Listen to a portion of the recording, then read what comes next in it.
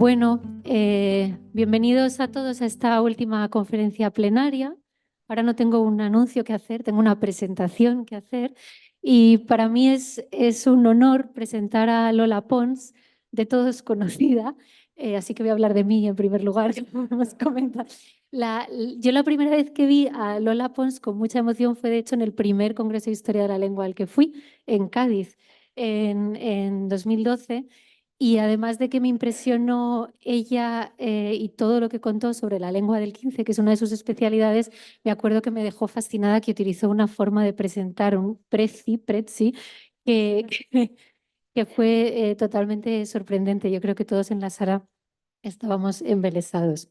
Y bueno, creo que la trayectoria de Lola, que sabéis que es catedrática en la Universidad de Sevilla, pues no requiere en realidad que yo la explique, pero por si acaso hay todavía gente que tiene la suerte de que hoy va a ver por primera vez a Lola Pons, que sé que es el caso de algunos, al menos de nuestros alumnos, pues sabéis que Lola es una experta en la lengua del 15.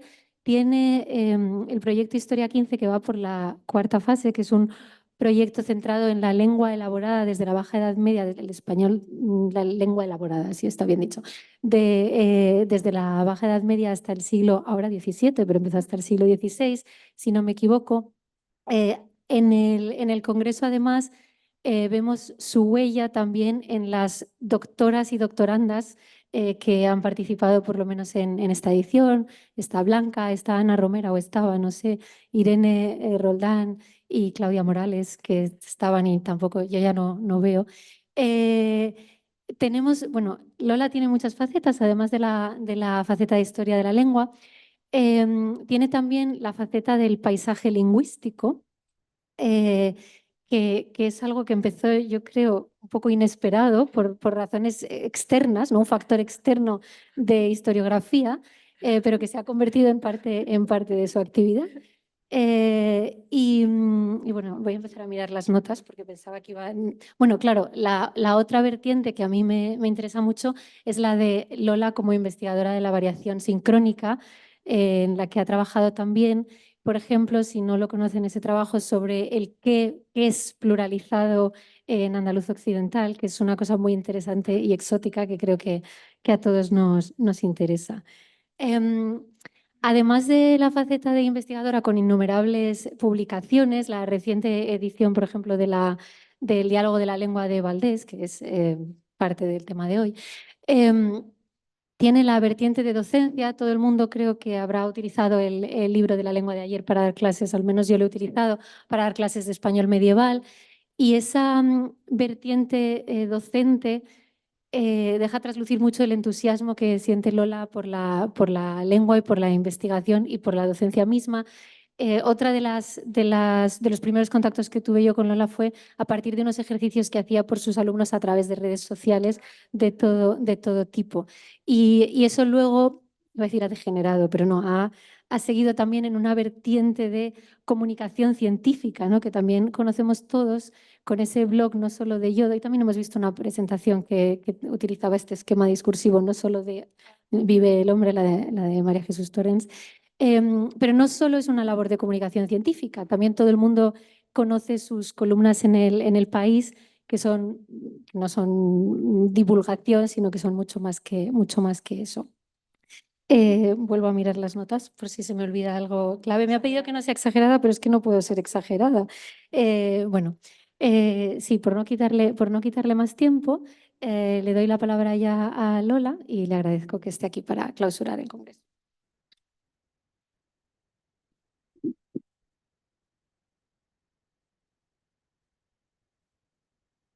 Buenas tardes. Yo creo que hablo en nombre de todos los que estamos aquí presentes y aprovecho esta plenaria de cierre para dar las gracias al doctor Johannes Kabatek y a todo su equipo zuriqués, a Carlota, a Cristina Bliortu, a Marisa Gago, por la organización de este congreso, por las decenas de detalles, por la atención, por la disponibilidad y porque encima ha salido el sol el último día.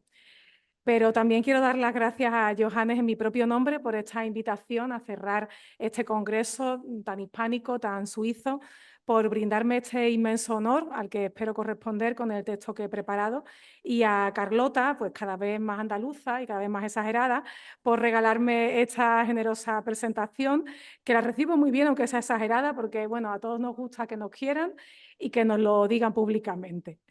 Y bueno, y de eso, justamente, de mostrar cariño en público, demostrar cariño en público es lo que quiero empezar hablando en mi ponencia de cierre de hoy. En concreto, quiero empezar hablando del afecto que mostraron en público a Carlos V en Nápoles en el invierno de 1535. Verán, ahí tienen a Barbarroja, que bajo la óptica occidental es un avieso corsario turco que estaba a las órdenes del sultán Suleimán. Era la pesadilla del Imperio Español en la década de 1530 y lo que le quitaba el sueño a los que tenían poder en la Europa cristiana. Y le tenían miedo porque su flota amenazaba el Mediterráneo, porque las ciudades costeras estaban en peligro, porque los seguros marítimos se habían disparado de precio. En ese contexto, Túnez estaba segura porque estaba bajo el gobierno de un rey de la dinastía Hafsida que bueno, funcionaba realmente como vasallo del rey de España. Pero ocurre que Barbarroja, en agosto de 1534, desestabiliza ese mapa europeo porque se apodera de Túnez. Y entonces pues, suena la trompeta de la batalla. Se recaudan fondos, se pide ayuda a las escuadras portuguesas, se buscan los mejores almirantes.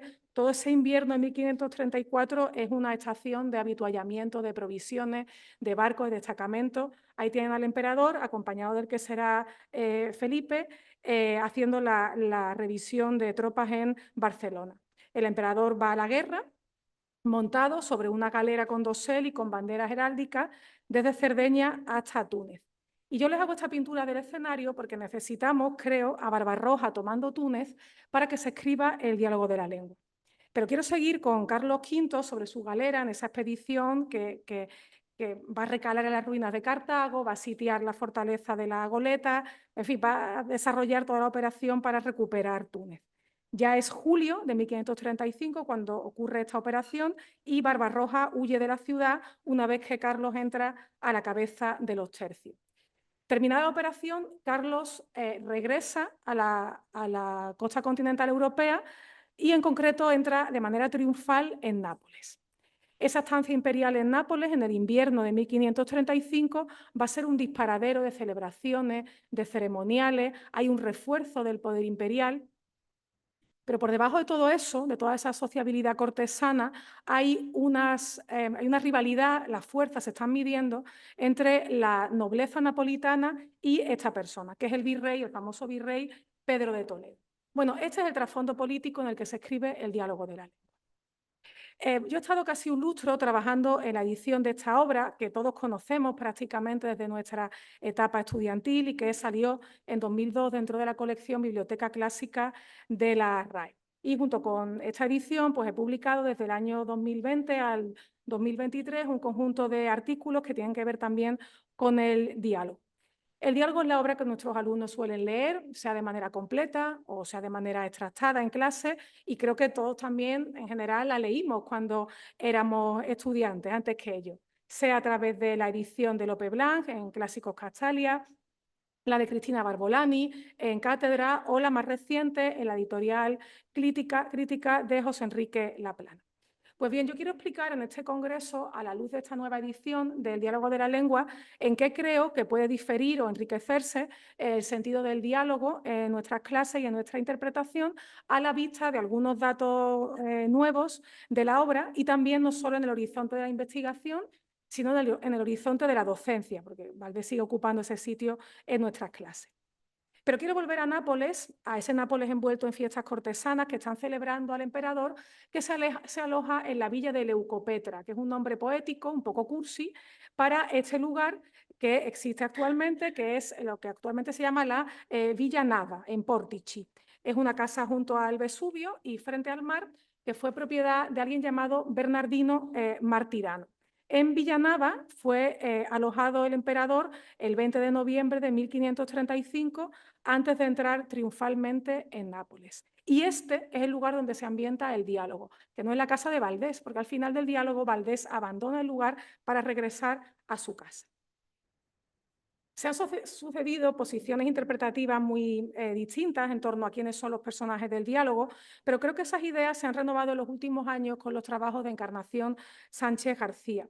Y a partir de esos trabajos podemos formular que Valdés no es el único personaje que se diseña en clave realista dentro del diálogo. Sabemos que Coriolano estaría inspirado en la figura de Coriolano Martirano, obispo en Calabria y hermano menor de Bernardino Martirano, quien a su vez inspira el personaje de Marcio.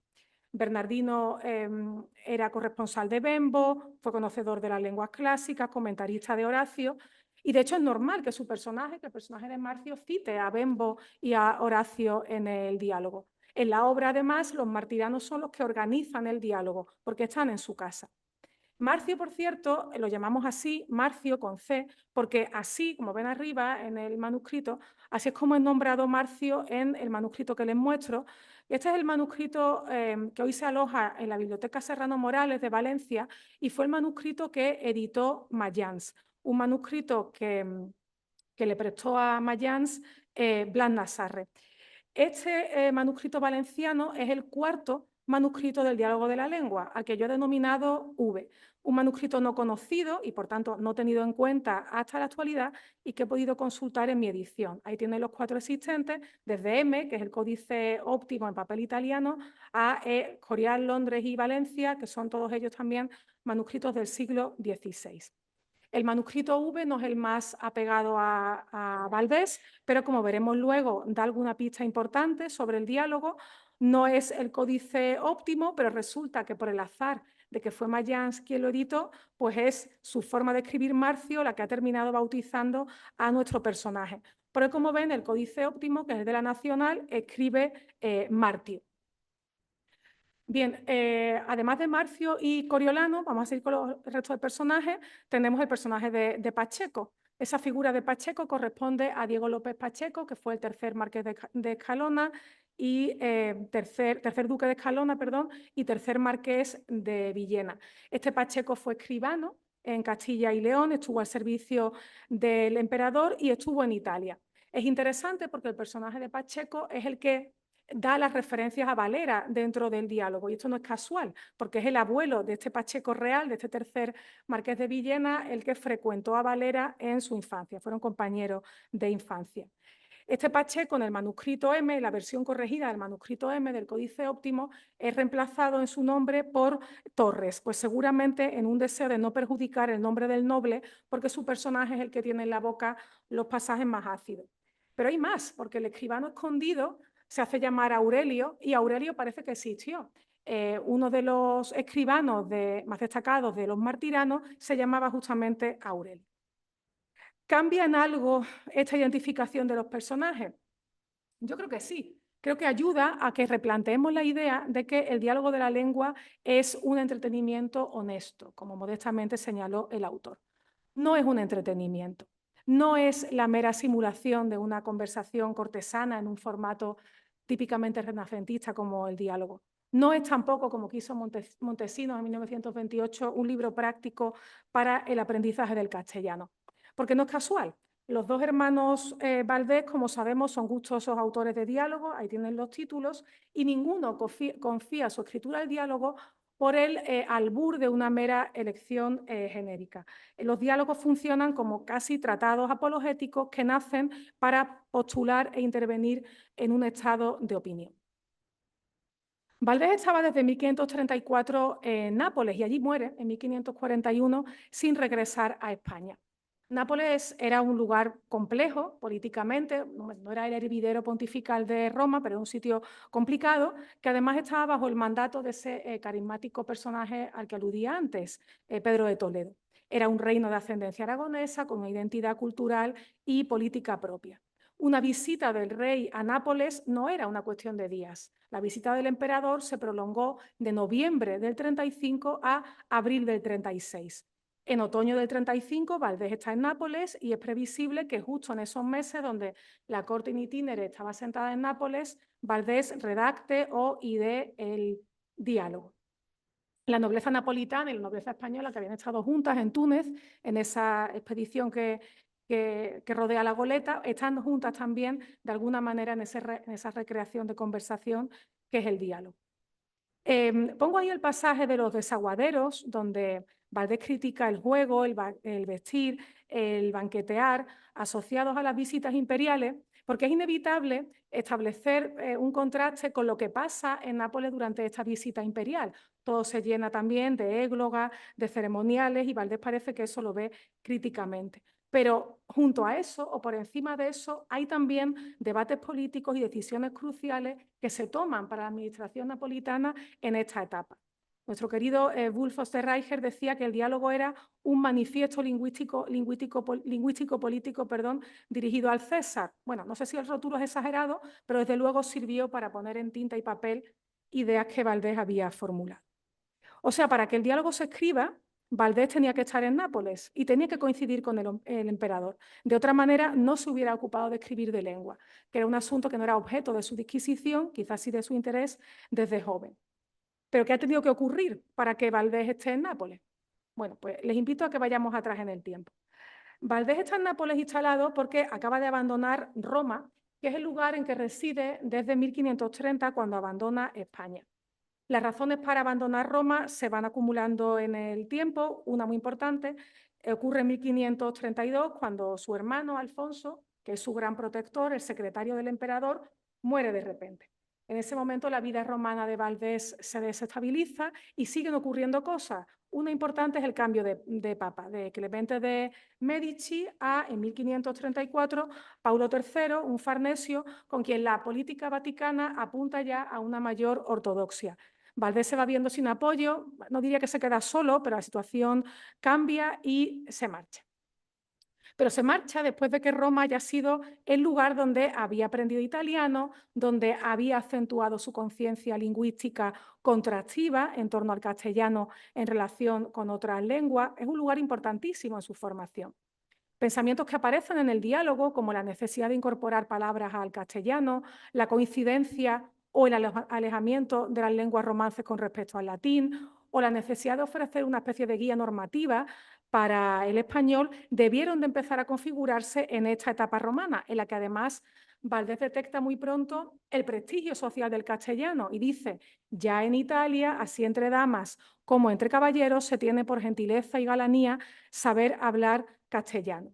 De esta etapa romana tenemos también las cartas autógrafas de Valdés, que reflejan que él mismo está ya trufando de voces italianas su discurso para hacerse entender. Está coincidiendo con esa idea de Castiglione, que proponía el ingreso en el Volgare italiano de palabras españolas, de palabras francesas o incluso italianas y no toscanas. El Valdés romano es un Valdés maledicente, político, socarrón, se refleja en sus cartas. Y es también un Valdés que seguramente está ya recogiendo refranes, ¿no? Su famoso cuaderno de refranes será muy posiblemente de esta etapa.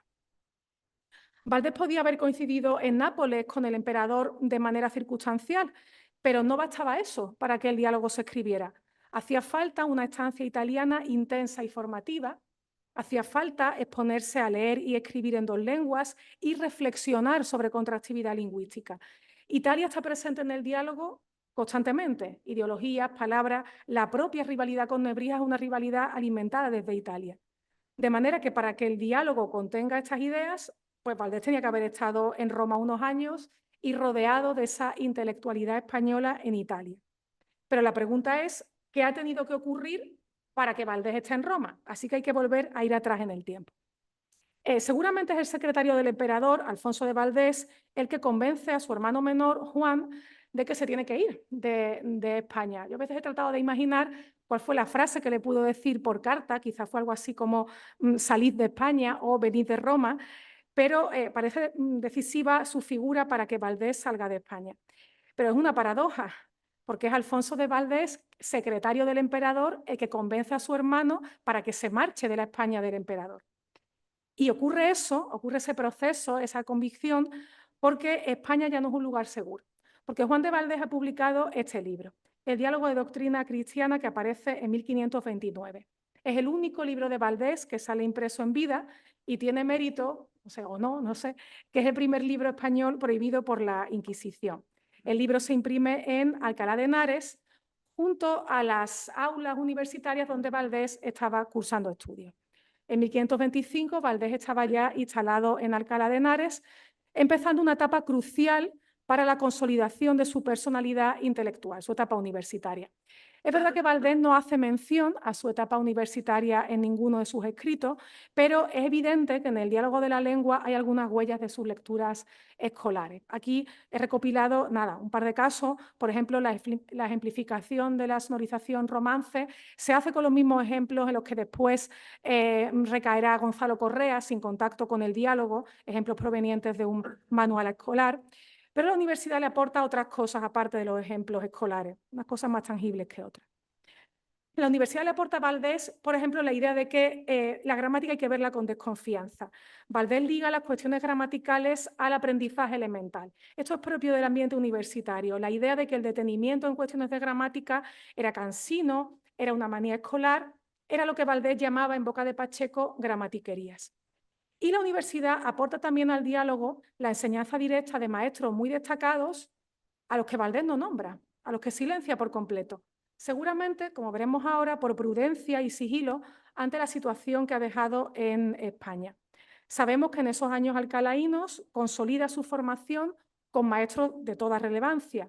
Va a aprender hebreo bajo el magisterio de Alfonso de Zamora, se codea con Juan de Vergara, integrante del equipo de un proyecto como la Biblia Políglota, se codea con su hermano Francisco de Vergara, con Bernardino de Tobar, se topa con la primera gran figura erasmista de su biografía, que es también el propio Francisco de Vergara, entra en contacto con Erasmo.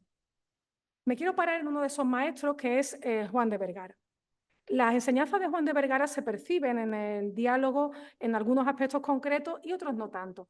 Por ejemplo, cuando Valdés transcribe pasajes del griego, ahí pongo los ejemplos de Sediaciton Porón o de Steinmeterá, lo hace utilizando una pronunciación contracta de los diptongos y con cierres vocálicos propia del tipo de pronunciación itacista que defendía Vergara en sus enseñanzas. Es la enseñanza de su maestro la que se filtra de esta manera de citar. Pero esa huella de Vergara se ve también en los pasajes al inicio del libro sobre el diálogo, sobre el griego, como lengua primera española. Valdés defiende por primera vez en la historia de la prefilología española la idea de que el griego fue la primera gran lengua peninsular. Y esa posición dialoga bien con el magisterio que ha recibido y además se liga de manera indirecta con la otra discusión sobre lenguas en el 16, y es qué ocurre con el texto hebreo bíblico frente a la autoridad de la Septuaginta y la Vulgata, la hebraica veritas frente a la graeca veritas. Pero además, este Juan de Valdés universitario que estudia griego es el que escribe la cita que está abajo en el diálogo. Esto no lo saqué de mi cabeza, sino que lo aprendí de un hombre que todos conocemos, cuyo nombre callaré. Los editores del diálogo comúnmente han reconstruido ese nombre como el de Nebrija, porque sabemos que es el gramático que enfada mucho al personaje de Valdés en el diálogo.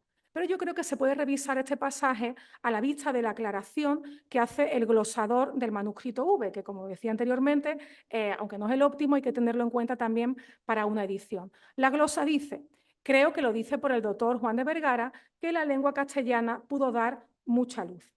Esta glosa no es de un personaje cualquiera. Esta glosa es de Jerónimo Zurita. Fue Zurita quien poseyó, leyó y glosó el manuscrito V. Esa es su letra. Fue Zurita quien adornó ese manuscrito que luego editó Mayans. Esa referencia, que puede lastimar, puede estar aludiendo a la incomodidad que suscitaba ya la mención a los hermanos Vergara, que fueron obviamente conocidos por Valdés y leyeron el diálogo de doctrina cristiana porque sale en el proceso inquisitorial de este libro. Zurita trató con Juan de Vergara y le reconocía esa capacidad de magisterio. Pero ¿por qué ese silencio sobre la etapa universitaria? ¿Por qué silenciar también a Vergara? Bueno, la época universitaria de Valdés es la de la explosión erasmiana en Alcalá. En esos 5 años que van del 27 al 32, Miguel de Eguía, ahí pongo una muestra del Enquiridión, va a editar conjuntamente en Alcalá 3 traducciones de Erasmo. El erasmismo se proyecta en la Castilla de los años 20 sobre la política, la intelectualidad y la universidad. y en ese contexto sale el diálogo de doctrina cristiana. En ese año, 1529, en el que tiene lugar la reversión del erasmismo en España. Y este es un revés para Valdés, que hasta entonces más o menos pues siempre había tenido el viento a favor. La Inquisición prohíbe su libro porque huele a reforma y porque la Iglesia ha virado en su postura respecto a Erasmo y el erasmismo. En 1528 es encarcelado Diego de Uceda, gran erasmista, la alumbrada Francisca Hernández es arrestada. Digamos que toda esa torre o todo ese círculo de erasmismo de Alcalá se va derrumbando y la Inquisición se inclina por el bando antierasmista. Así que hábilmente, pues, Juan de Valdés evita el riesgo y deja Alcalá, tiene buen tino porque el tiempo de los focos de reforma se estaba terminando. Juan de Valdés, por tanto, se va de Alcalá habiendo estudiado retórica y las 3 lenguas que encomian el diálogo como necesarias, latín, griego y hebreo. Es un estudiante de letras y no de leyes ni de teología.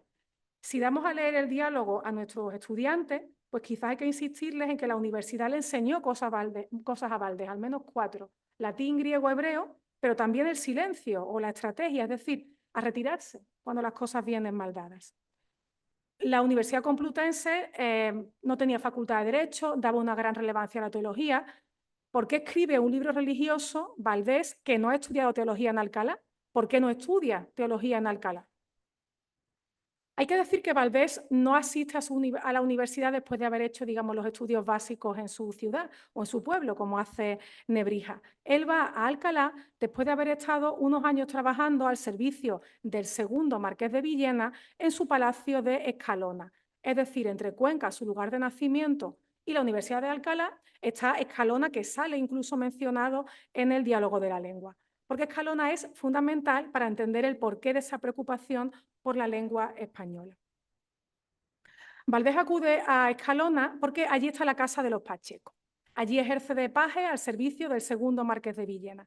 Entre Ávila y Toledo está Juan de Valdés instalado ya en 1523. Y este es el momento en el que se va conformando su gusto o su no gusto literario. Las cosas que le gustan o no le gustan las está leyendo ahí. En la etapa que él llama como los mejores años de su vida, donde lee novelas de caballerías, a las que después en general desprecia. Es la etapa en la que lee obras religiosas que comenta en el diálogo de doctrina cristiana y que comenta después en los mismos términos en el diálogo de la lengua. Pero sobre todo Escalona es el lugar de formación de una sensibilidad religiosa rupturista. En el despertar de esa conciencia tienen un importantísimo peso los alumbrados. El segundo marqués de Villena es un noble conmovido por la predicación del alumbradismo, es un movimiento no orgánico, pero bueno, sí bastante consistente, bastante sólido, en ese territorio entre Toledo y Guadalajara, diseminado entre palacios y casas nobiliarias. Los alumbrados, como sabemos, pues van buscando la práctica del recogimiento y del dejamiento a través del contacto directo, de la lectura directa de las Sagradas Escrituras. El mensaje divino se alcanza con la lectura directa de las Sagradas Escrituras. El diálogo de la lengua, creo que es diálogo, porque Valdés fue un alumbrado, gracias a que había servido como criado para el segundo marqués de Villena en el Palacio de Escalona. Porque estar en Escalona es estar en el vórtice de donde emana todo. Escalona era el sitio adecuado para pensar distinto. Y de ese lugar van filtrándose también huellas en el diálogo. De esa etapa alumbrada llegan al diálogo de la lengua algunas ideas que no son lingüísticas, sino, pues, digamos, sociales, de pensamiento, como la de que la honra no se liga a la estirpe, la idea de que la virtud no supone una renuncia al ejercicio activo del poder o el cultivo intelectual. Pero sobre todo, el alumbradismo ilumina la necesidad de aprender a leer la Biblia en su lengua directamente. Y esa es la pista por la que Valdés empieza a reflexionar sobre el castellano, como lengua meta en contacto con el griego o el hebreo de las traducciones. Juan de Valdés fue el primer español del siglo XVI que nos dejó traducciones de libros de la Biblia, y no solo fue el primer traductor, sino que gracias a los comentos del Salterio fue el primer comentarista del siglo XVI de un texto bíblico. Ahí les he puesto su obra traductora bíblica, traduce en España ya el diálogo de doctrina cristiana, traduce 3 capítulos de San Mateo en ese diálogo, y después en Italia traduce los salmos, comenta los salmos y traduce y comenta algunas cartas paulinas. No he puesto ahí el fragmento del escribo como hablo, Y lo he hecho deliberadamente porque yo creo que ese es el fragmento que todos conocemos, que nos ha caído en exámenes y que hemos discutido muchísimo. Sí he puesto en cambio este otro fragmento. Tengo por experiencia que nunca mejor hablé en mi vida que cuando he hablado sin haberme puesto a pensar lo que había de hablar. Lo mismo digo del escribir. El pasaje del escribo como hablo es el más citado, creo, de toda la obra valdesiana, y en él se han buscado todo tipo de explicaciones. Hay una evidente huella de ir cortellano. Castiglione apunta a los distintos modelos de lengua romance y dice que él, dico haber escrito, dice él, nella mia lingua e come io parlo. En el escribo como hablo hay huella de las corrientes de pensamiento que recorren los modelos literarios europeos. El escribo como hablo refleja esa recomendación de un estilo llano propio del género del diálogo. Pero como ven, la elevación de la naturalidad a modelo de escritura aparece en otros pasajes de la obra valdesiana. ¿Cómo hemos podido leer tantas veces el diálogo sin mirar a la otra producción escrituraria valdesiana? E incluso podemos preguntarnos más, ¿cómo podemos entender a ese Valdés de Nápoles que defiende que hay que escribir cómo se habla sin conocer al Valdés de Roma, al Valdés de Alcalá de Henares o al Valdés de Escalona? Y por debajo de todos esos lugares, ¿quién es este Valdés que opina sobre lengua?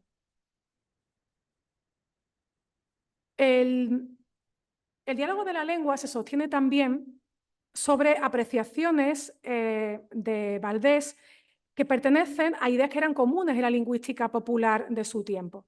Todas esas ideas además están interferidas por un vector relevante que tiene cualquiera, que es su vector de nacimiento o su vector de adquisición de la lengua. Me refiero al perfil idiolectal valdesiano. Juan y Alfonso de Valdés pertenecen a una familia instalada secularmente en zona manchega, en concreto en Cuenca. Y esa zona, que para nosotros a lo mejor en los ojos geoestratégicos de la España actual es una zona aparentemente periférica, era en ese momento una zona no menor debido a su peso mercantil en el comercio de los textiles y porque formaba parte de ese tablero de poder entre los Mendoza y el juego de fuerzas cruzadas que fue el trono entre finales del XV y el principio del XVI. Juan de Valdés nace en Cuenca en torno a 1498, sirve al marqués de Moya en Cardenete unos años y después marcha a Escalona. Ya he contado en otro lugar, y no me quiero parar aquí, cuál es el perfil dialectológico valdesiano, los aspectos claramente manchegos o toledanos o orientales que hay en su escritura. Aunque el trujo, a partir de la charla de hoy de Inés Fernández Ordóñez, lo tenemos que repensar. Bueno, esbozo aquí algunos de esos rasgos, las variaciones en la vocal radical, el consonantismo de las terminaciones, cosas que nos pueden hacer sospechar de cierto aliento manchego, toledano o aragones de determinados usos. Me refiero, por ejemplo, a la conjugación de reír con consonante palatal, ese rilleron, perdón por la rata que está ahí, el consonantismo intervocálico de Huidere, y también otros rasgos en los que Valdés proscribe, desarrolla una proscripción que seguramente se debe a que son formas que él conoce porque son de su territorio, formas que él rechaza, pero que no podían haber sido rechazadas por Nebrija porque seguramente él nunca las oyó. Tal es el caso de lo que él llama vocablo sincopado, los perfectos del tipo puson, trajon, dijon, o los perfectos del tipo que sido. Avanzando de la morfología verbal a otros elementos de la gramática, pues Valdés también rechaza colocaciones pronominales que son más occidentales que orientales, critica un elemento como de sobra, usa con un perfil propio de su área la palabra gramatical todavía, y ese perfil oriental se percibe también en sus preferencias léxicas. Aquí no las he desarrollado todas, pero bueno, el propio uso de la voz almohaza, el uso de ito, ico, ete, azo, elementos más de Oriente que de Occidente. Las personas vamos tejiendo la propia alfombra de vida que pisamos a partir de la repetición de lo que se nos dijo y de la variación a partir de eso que se nos dijo. Yo creo que la ideología de Valdés se asienta sobre ideas estables propias de la tradición previa y sobre otras nuevas afirmadas contra las anteriores.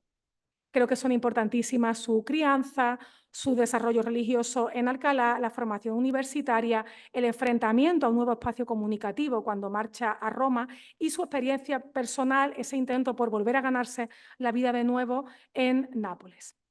He vuelto a leer a Borges en la víspera de este congreso, aunque bueno, Borges no es mi poeta favorito, pero he querido releer este poeta suizo e hispánico.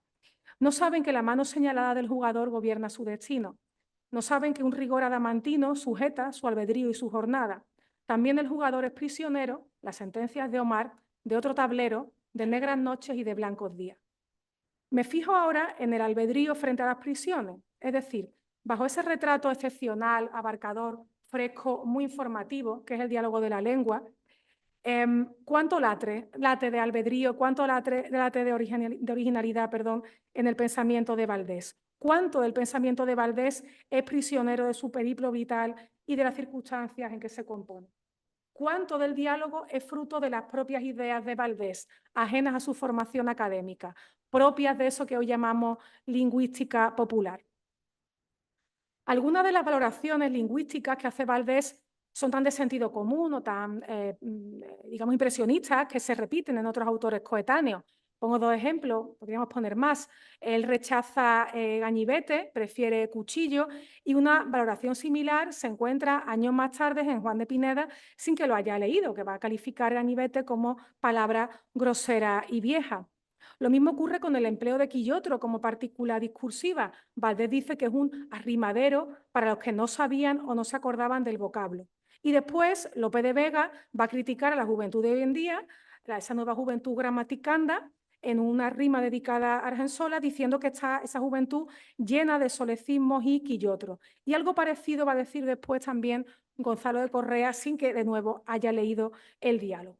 Cuando Valdés sostiene que una palabra es grosera, es poética, es de mujeres, huele a corte, es rara, está valorando de la misma forma impresionista que lo hacen los informantes de los atlas dialectológicos, de cuya información en general nos fiamos.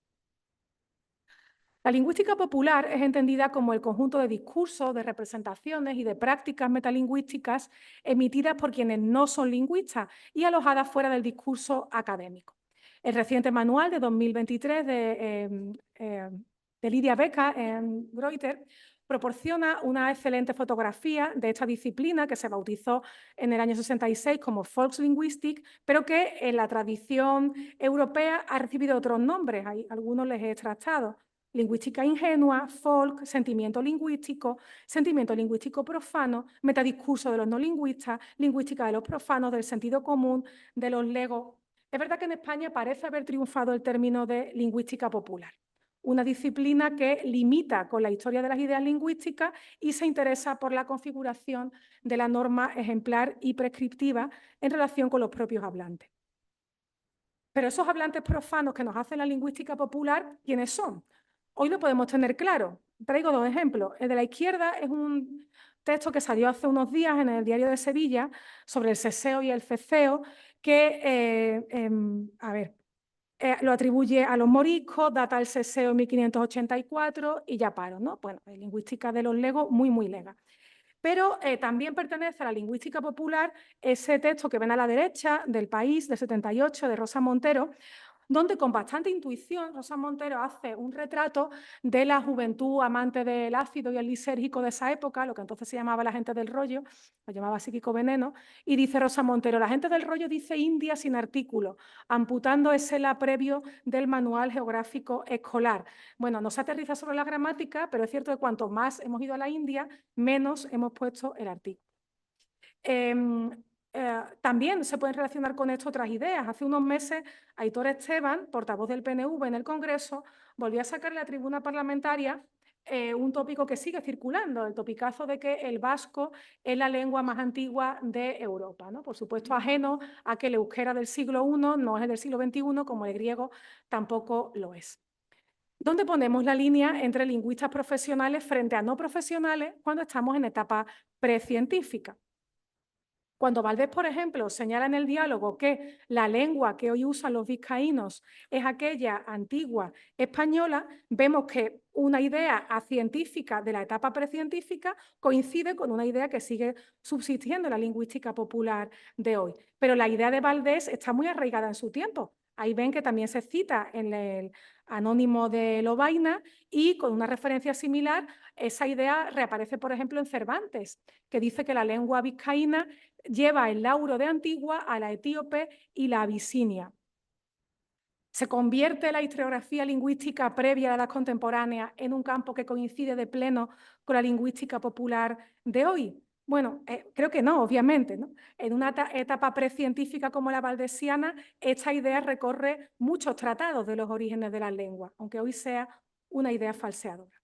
Voy a ir terminando. Vemos la historia como algo cerrado, pero el diálogo tiene lingüística popular, lingüística escolar, lingüística de hermenéutica bíblica, lingüística del Renacimiento, y se escribe en 1535 porque no se puede escribir en Nápoles ante los cortesanos imperiales sobre el saco de Roma o de nuevo sobre la hermenéutica bíblica que sí preocupará a Valdés en su círculo cerrado. ¿Qué hizo posible entonces la forja de una obra como el diálogo de la lengua? Creo que necesitamos a un niño con mucho oído, de ahí lo bien que recree la oralidad, adquiriendo el español en Cuenca. Necesitamos que lo manden de hoz y coz a un lugar que lo remueve, Escalona.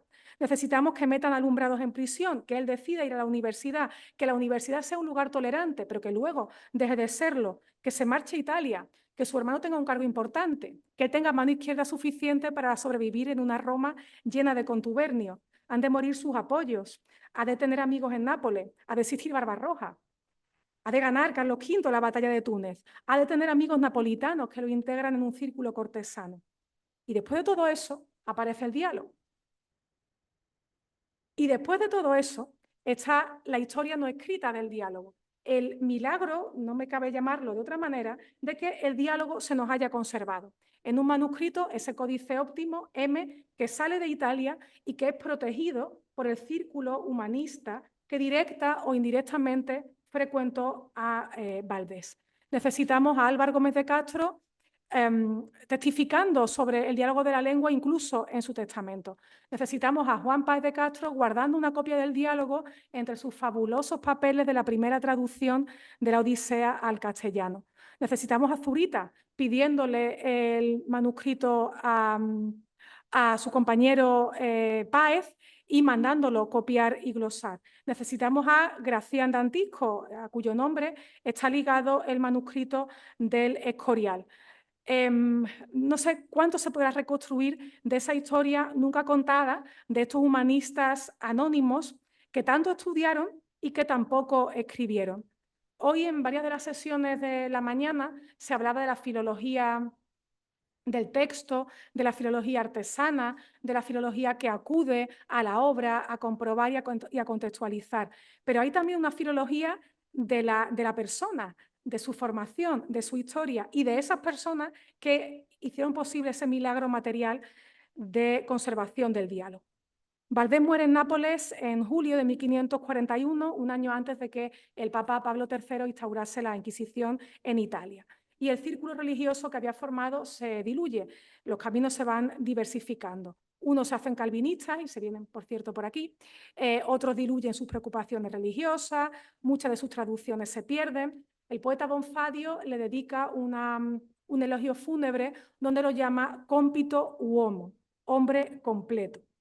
Pero cerrando este congreso, quiero decir que ese hombre completo, con su capacidad y con su sagacidad, tiene una trayectoria que no es muy distinta de la de muchos de nosotros, que sumamos la formación, la tesis, las clases, los congresos, las idas y venidas, las estancias, los libros, nuestra crianza. Si hay también una filología de las personas, pues estas son mis personas. Cada uno tiene su propio y posible diálogo de la lengua. He aprendido mucho en estos 4 días y yo espero poder recrear este collage de nuevo en Granada dentro de unos años, que todos los hayamos enriquecido y que sigamos aprendiendo en estos años de historia de la lengua. Muchas gracias.